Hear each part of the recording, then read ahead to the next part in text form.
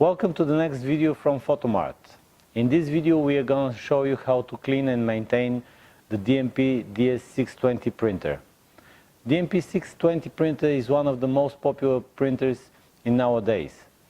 Therefore, we are going to go through the basic maintenance and cleaning in the next steps.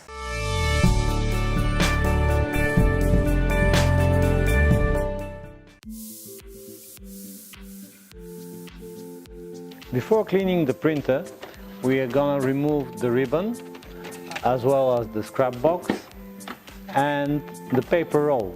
This will give us an easier access to the interior of the printer for better cleaning. To remove the dust from the printer, you can use a compressed air canister and blow generously inside the printer in the paper compartment as well as the ribbon compartment. Cleaning of the thermohead is done using the thermohead cleaning pen.